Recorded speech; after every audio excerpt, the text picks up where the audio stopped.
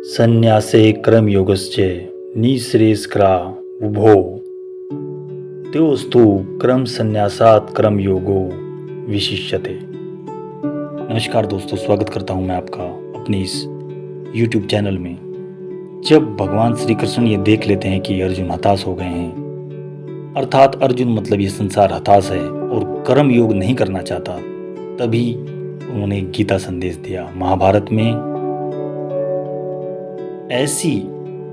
एक ऐसा प्रवचन, एक ऐसा उपदेश, एक ऐसा जीवन दर्शन उन्होंने दिया जो कि अमिट है। इस श्लोक में यही बता रहे हैं कि कर्मयोग और संन्यास में कौन सा श्रेष्ठ है। अगर सच्चा कर्मयोगी है तो वो सच्चा सन्यासी भी आसानी से बन सकता है। भगवान श्री कृष्ण बोलते हैं संन्यास और कर्मयोग दोनों ही कल्याण करने वाले हैं, लेकिन इन दोनों में भी संन्यास से ज्यादा कर्मयोग श्रेष्ठ है। और जो कर्मयोगी पूरे मनोयोग से ईश्वर की भक्ति करते हुए अपने सारे कर्म पूरे करता है, वो निश्चित ही मुझी को प्राप्त होता है, अर्थात ईश्वर को प्राप्त होता है। साथ ही अगले श्लोक में इतनी अच्छी विवेचना वो करते हैं कर्मयोग और संन्यास योग के बारे में। भगवान श्री कृष्ण कहते हैं सांख्य योगो पृथक बाला प्रदंती न पंडिता एकमप्य स्थित संयुगु भयो वृदंते फलम। अर्थात मूर्ख लोग सांख्य योग और कर्म योग को अलग अलग मानते हैं, अलग अलग फल देना मानते हैं, फलदायी मानते हैं कि अलग अलग रूप में फलदायी होते हैं। लेकिन उनको ये पता ही नहीं है कि सांख्य योग या किसी भी तरह का योग तब तक नहीं हो सकता अगर हम लोग सच्चे कर्म योगी नहीं हैं। यही इस श्लोक में उन्होंने प्रतिपादित किया और समझाया। अर्जुन का तो बस बहाना है, उन्हें पूरे संसार को ये संदेश दिया है कि कर्म योग की क्या महत्ता है। साथ ही साथ मैं दोस्तों आपको ये बताता चलूं, सांख्य योग एक वक्त में भारतवर्ष में बहुत ही प्रसिद्ध था। महाभारत वक्त में तो ये बहुत ही प्रसिद्ध था। कपिल मुनि जी ने हमको दिया था। उन्होंने उस वक्त इस पर बहुत सारे एक्सपेरिमेंट भी किए थे, बहुत सारे स्टूडेंट्स भी थे जो इसको सीखते हैं। आज भी यूपीएससी एग्ज़ाम में इसके बारे में बातचीत होती है और इस पर लगातार एक्सपेरिमेंट भी होते हैं, इसे समझाया भी जाता है। आगे श्री कृष्ण बहुत ही सुंदर रूप में हमें ये बताने का प्रयास कर रहे हैं कि सांख्य योगियों के द्वारा जो तत्व परमात्मा की प्राप्ति के लिए प्रयास किए जाते हैं, वैसा ही कर्मयोगी भी कर सकते हैं। कर्मयोगियों के द्वारा भी वही परमात्मा प्राप्त किए जा सकते हैं। इसलिए जो मनुष्य सांख्य योग और कर्म योग को फल रूप में एक देखता है, वह सच्चाई देखता है। कितनी अच्छी बात उन्होंने कही है।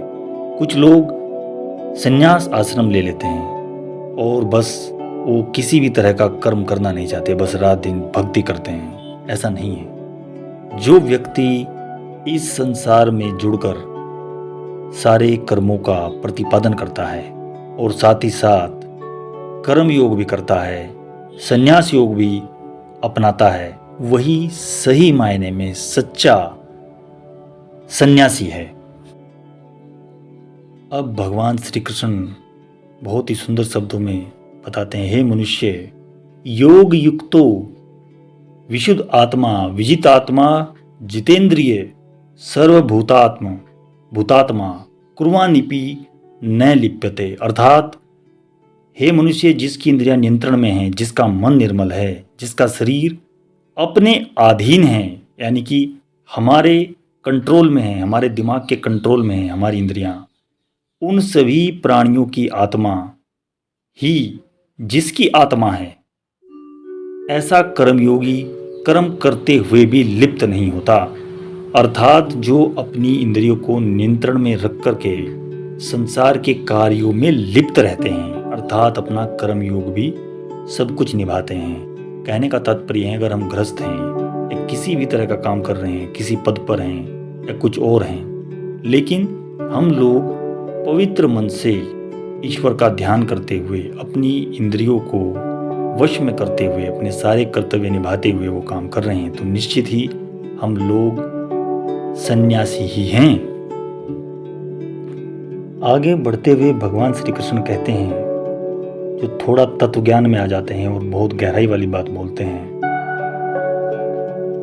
इंद्रियाणि इंद्रिया थ्रेसु वर्तन्त इति धार्यन्, अर्थात तत्व को जानने वाला सांख्य योगी तो देखता हुआ, सुनता हुआ, छूता हुआ, सूंघता हुआ, खाना खाते हुए, गमन करते हुए, बोलते हुए, मल मूत्र का त्याग करते हुए, सोते हुए, श्वास लेते हुए, आंखें खोलते हुए, मूंदते हुए, ये सभी जो उसकी इंद्रियां हैं वो बस ऐसा समझें कि ये अपना काम स्वयं कर रही हैं और मैं अपने ईश्वर का ध्यान करते हुए इन सब से अलग हूँ। लेकिन जब इनको जो क्रिया करनी होगी वो ये क्रिया करेंगी, लेकिन वो इन सब से अपने आप को अलग रख करके सोचे कि क्या सही है और क्या गलत है, लेकिन ये सब अपना काम करेंगी।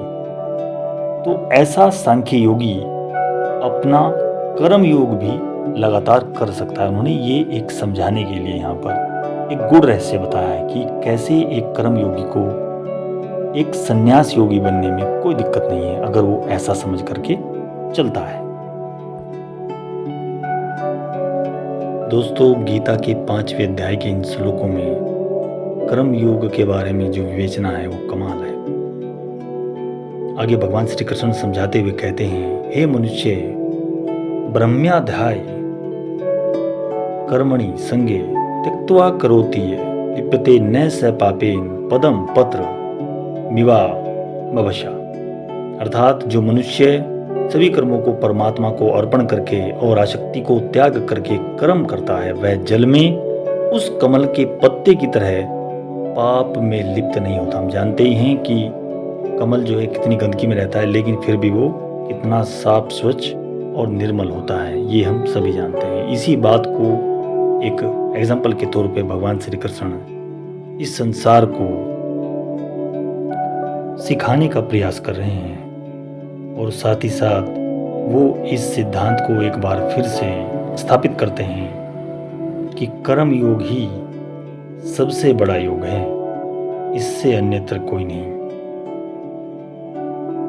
यहाँ पे भगवान श्री कृष्ण एक सीधा संदेश पूरे विश्व को देते हैं, अगर युद्ध करने की स्थिति है तो युद्ध करो, अगर दिन रात काम करने की स्थिति है तो दिन रात काम करो, अगर कुछ और ऐसी परिस्थितियां पैदा हुई हैं जहां पर संघर्ष की स्थिति है तो वो संघर्ष भी हमें करना चाहिए, उससे पीछे नहीं हटना चाहिए। यही कर्म योग सिद्धांत है। कुछ लोग हार मान के बैठ जाते हैं, हमको हार मान करके नहीं बैठना है। इसी चीज़ को ये प्रतिपादित कर रहे हैं और यही उस रणभूमि में, उस महाभारत में श्री कृष्ण भगवान ने अर्जुन को ये संदेश दिया था जब उन्होंने अपने हथियार छोड़ दिए थे।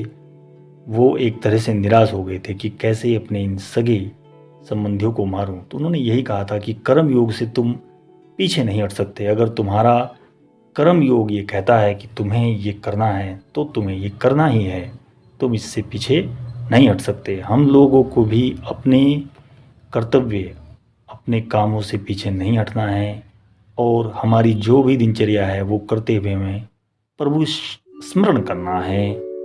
साथ ही साथ ये भी समझना है कि संन्यास आश्रम का ये कतई मतलब नहीं है कि अपने गृहस्थ कर्तव्यों से, सांसारिक कर्तव्यों से आप पूर्णतया मुंह मोड़ लें, पूर्णतया एक कुटी बना करके बैठ जाएं और वहाँ पर बस राम राम करते रहें। ऐसा नहीं है।